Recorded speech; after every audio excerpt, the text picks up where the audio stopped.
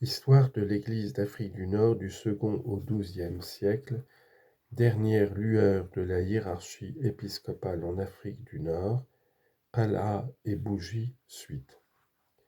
Lettre du pape Grégoire VII à An-Nasir, souverain musulman de la ville de Bougie en Algérie. Ta noblesse nous a écrit cette année même pour que nous consacrions évêque, suivant la loi chrétienne, le prêtre Servandus. Ce que nous nous sommes empressés de faire, parce que ta demande nous semblait juste et excellente. En outre, tu nous as envoyé tes présents, et tu as libéré par déférence pour le bienheureux Pierre, prince des apôtres, et par amour de nous, les chrétiens qui étaient retenus comme captifs chez les tiens. Tu as de plus promis de libérer les autres chrétiens captifs. C'est certainement Dieu, créateur de toutes choses, Dieu sans qui nous ne pouvons rien faire ni même penser de bon, qui a inspiré à ton cœur cette bonne action, car il éclaire tout homme venant en ce monde, et il a éclairé ton esprit à cette occasion. Dieu Tout-Puissant, en effet, qui veut que tous les hommes soient sauvés et qu'aucun ne périsse, n'apprécie tant chez chacun de nous que l'amour du prochain après l'amour de Dieu, et que le soin de ne point faire à autrui ce que nous ne voudrions point qu'on nous fît. Or cette charité, nous et vous, nous nous la devons mutuellement, plus encore que nous ne la devons aux autres peuples, puisque nous reconnaissons et confessons, de façon différente il est vrai, le Dieu un, que nous louons et vénérons chaque jour comme créateur des siècles et maître de ce monde. Suivant la parole de l'apôtre, c'est lui qui est notre paix, lui qui des deux n'a fait qu'un peuple. Éphésiens 2, 14. Aussi, depuis qu'ils connaissent par nous la grâce que Dieu t'a accordée, plusieurs nobles de Rome admirent sans réserve ta bonté et tes vertus et les publient. Parmi eux, 2 familiers, Albéricus et Sentius, élevés avec nous presque dès leur jeunesse dans le palais romain, désirent beaucoup parvenir à ton amitié et à ton affection, et te rendre cordialement service pour ce qu'il te plaira de notre côté. Ils t'envoient des hommes à eux, par qui tu sauras combien ils t'estiment sage et grand, et combien ils veulent et peuvent te rendre service. Nous recommandons ces hommes à ta magnificence, afin que tu apportes tout ton soin à faire preuve à leur égard par amour pour nous et pour récompenser de leur confiance ceux que nous avons nommés plus haut de cette même charité dont nous désirons faire toujours preuve vis-à-vis de toi et de tous les tiens. Dieu sait bien que nous te chérissons sincèrement pour sa gloire et que nous désirons ton salut et ta gloire dans la vie présente et future. Des lèvres et du cœur, nous lui demandons qu'il te reçoive lui-même après un long séjour ici-bas, dans le sein de la béatitude du très saint patriarche Abraham. Fin de citation.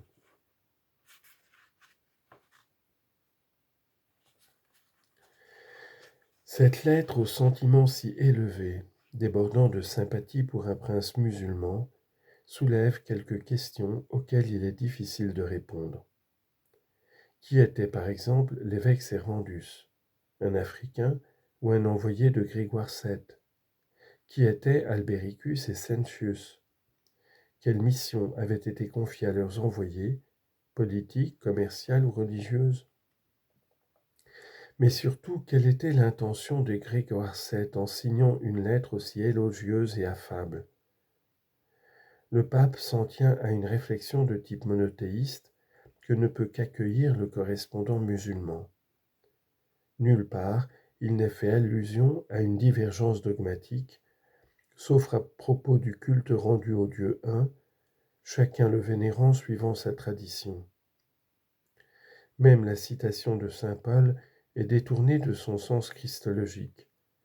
Le sujet de la citation n'est pas le Christ comme dans l'Épître, mais Dieu.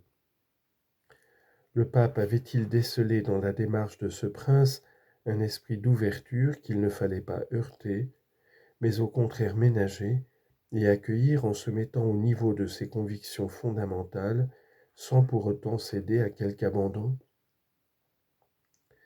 Peut-être voyait-il dans la demande d'En-Nasir une possibilité pour établir quelques sièges épiscopaux en un pays qui en avait tant abrité.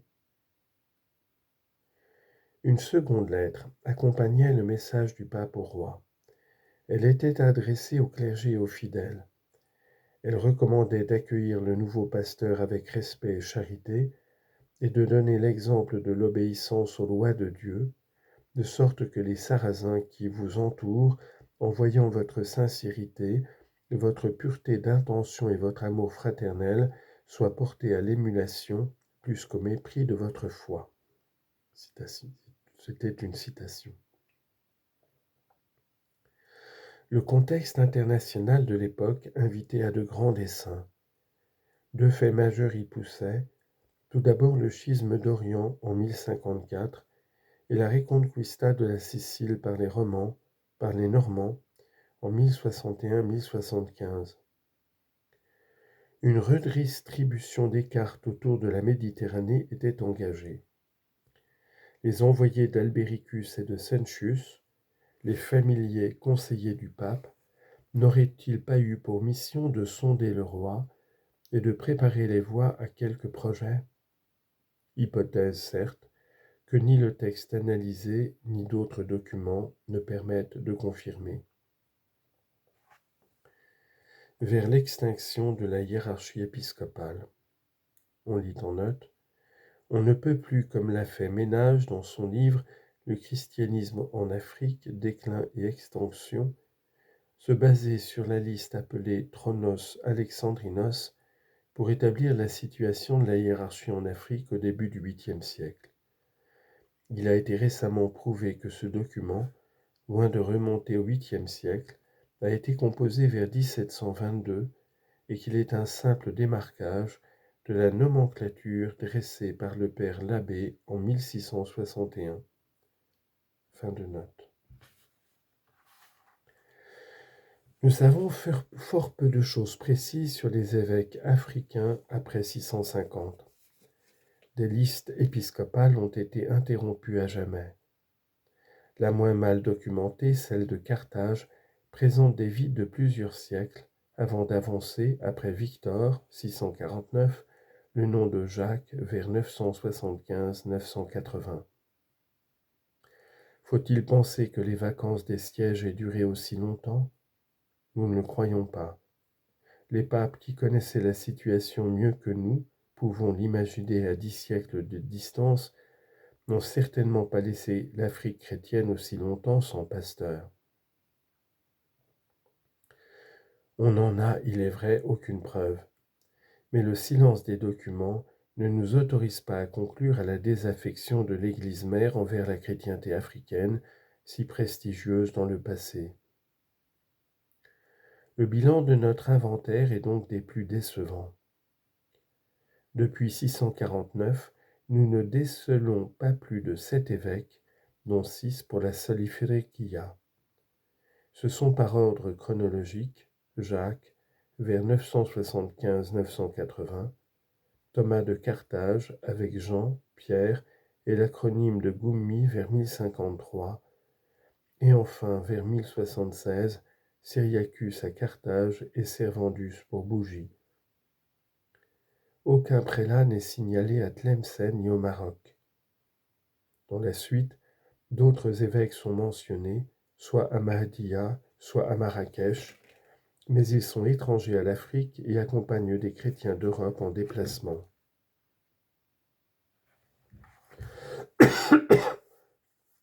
La hiérarchie épiscopale africaine s'est éteinte.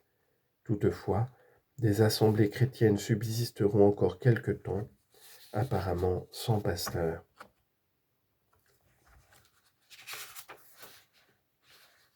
On lit en note Amari Storia dei Musulmani in Sicilia, où d'après un document, un évêque fut désigné pour Mahdia en 1157 lors de l'occupation de la ville par les troupes de Roger de Sicile. Vraisemblablement, cet évêque venait des deux Siciles comme ses ouailles. Ce n'était déjà plus l'Église d'Afrique. Fin de note.